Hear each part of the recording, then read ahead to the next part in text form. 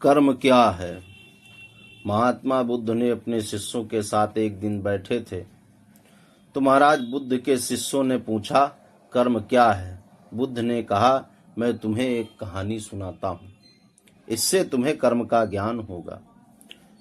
कहते हैं महात्मन बुद्ध, एक राजा हाथी पर बैठकर अपने राज्य का भ्रमण कर रहा था। अचानक वह एक दुकानदार के सामने रुका और अपने मंत्री से उसने कहा, नहीं पता कि मैं इसे मृत्यु दंड देना चाहता हूँ।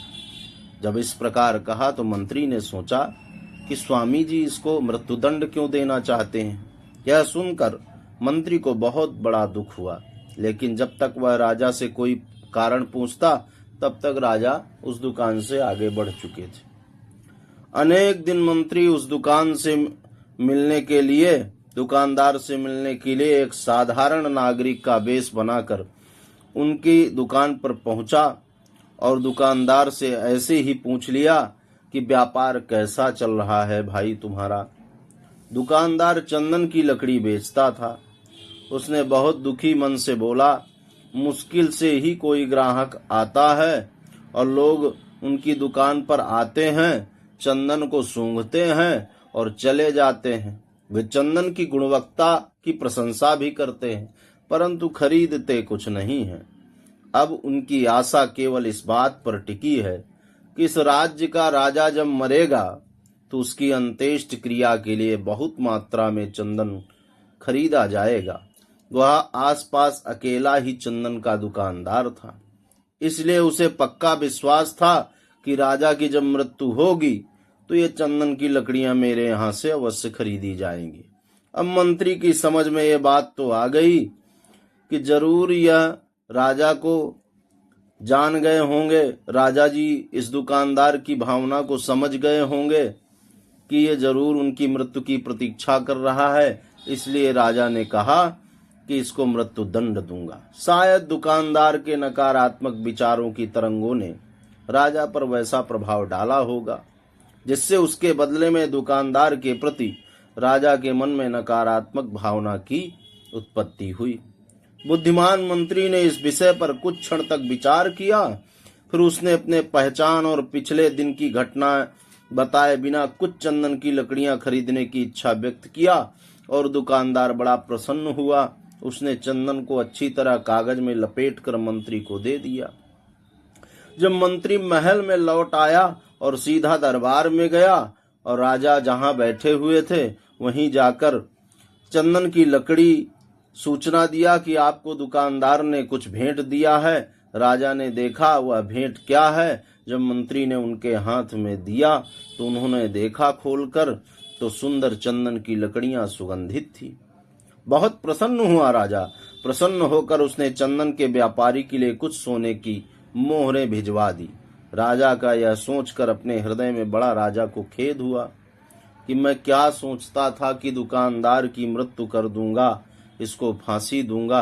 अवांछित विचार मेरे मन में था। जब दुकानदार को राजा से सोने के सिक्के प्राप्त हुए तो वह भी आश्चर्यचकित हो गए और वह राजा के गुण गाने लगे, जिससे सोने के सिक्के भेजकर उस गरीब के अभिश्राप से बचा लिया। कुछ समय बाद उसने अपने कलुष विचारों को याद किया और राजा के प्रति सोचा कि उसने अपने व्यक्तिगत स्वार्थ के लिए ऐसे नकारात्मक विचार करने पर बहुत पश्चाताप हुआ। यदि हम दूसरे व्यक्तियों के प्रति अच्छे और दयालु विचार रखते हैं तो वे सकारात्मक विचार हमारे पास अनुकूल रूप से लौटेंगे, लेकिन यदि हम बुरे विचार को पालते हैं तो वे विचार हमारे पास अवश्य ही लौटेंगे। इस कहानी का तात्पर्य है, महात्मा बुद्ध यह समझाना चाहते थे अपने शिष्यों को कि यह कहानी सुनाकर महात्मा बुद्ध ने पूछा, कर्म क्या है शिष्यों बताओ। अनेक शिष्यों ने उत्तर दिया, हमारे शब्द, हमारे कार्य, हमारी भावनाएं, हमारी गतिविधियां, और सिर हिलाया। महाराज बुद्ध ने कहा, अवश्य ही यह सब कुछ जरूरी है, परंतु कहा तुम्हारे विचार ही तुम्हारा कर्म है।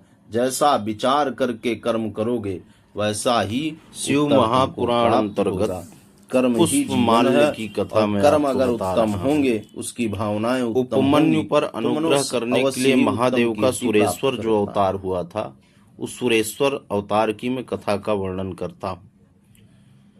व्याघ्रपात्र मुनि पर उपन्यु नामक पुत्र था, जो जन्मांतरीय सिद्ध था। बालपन से अपनी माता के साथ वह अपने मामा के यहाँ निवास किया करता था, लेकिन गरीबी के कारण उसे दूध उपलब्ध नहीं होता था। एक बार कहीं से उसने दूध का स्वाद चख लिया। जैसे ही उसने दूध का स्वाद चखा तो अपनी माता से दूध पीने की जिद करने लगा। तब परेशान होकर उसकी माता ने उससे कहा कि शिवजी की प्राप्ति किए बिना तुम्हें दूध की प्राप्ति नहीं हो सकती। यह बात सुनकर बालक आश्चर्य में पड़ गया। वह बालक उपमन्यु अपनी माता से बोला, यदि कहीं भी महादेव जी होंगे तो मैं तपस्या करके उनको प्रसन्न अवश्य करूंगा और क्षीर अर्थात दूध का समुद्र प्राप्त कर लूंगा। यह बालक हट करके उपमन्यु ने हिमालय पर जाकर 8 ईंटों का एक मंदिर बनाया और उसमें मिट्टी का शिवलिंग स्थापित किया। सुंदर और भक्ति पूर्वक पंचाक्षर मंत्र के द्वारा शिव और पार्वती का आवाहन करके उनका जल पत्र पुष्प बिल्व पत्र से सुंदर पूजन करने लगा। उसने बहुत समय तक घोर तपस्या किया।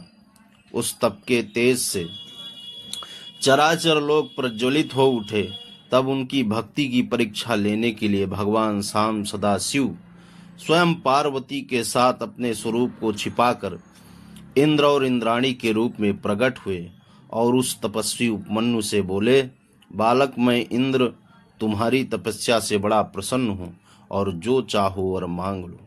उपमन्यु बोला, मैं भगवान शिव की प्रतीक्षा कर रहा हूँ और मैं शिव को प्रसन्न करना चाहता हूँ। शिव की प्रसन्नता के लिए मैं तप कर रहा हूँ।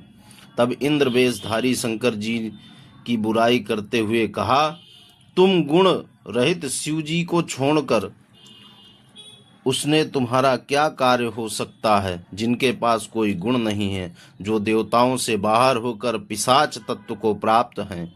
हे ब्राह्मण, तुम मेरे भक्त हो जाओ और निरंतर मेरी पूजा करो।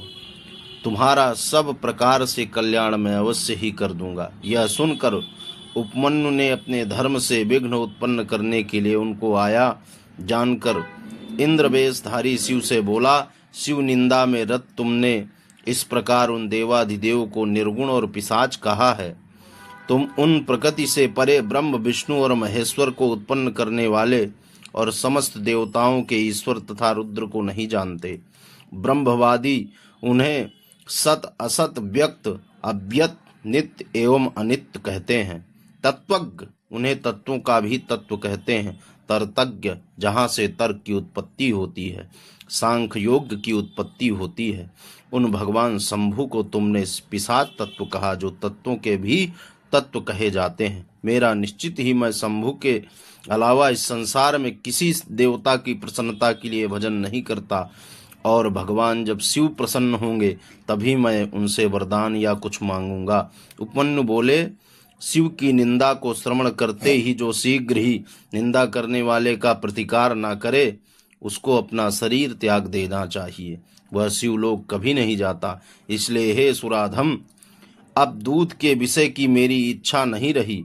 अब मैं तो शिव शास्त्र से तुम्हारा वध करके अपना यह शरीर ही त्याग दूंगा। फिर अग्निहोत्र से भस्म लेकर उसे अघोरास्त्र में अभिमंत्रित करके उसे इंद्र पर छोड़कर मुनि ने घोर शब्द किया और अपने इष्ट देव चरण युगल का स्मरण करके अपने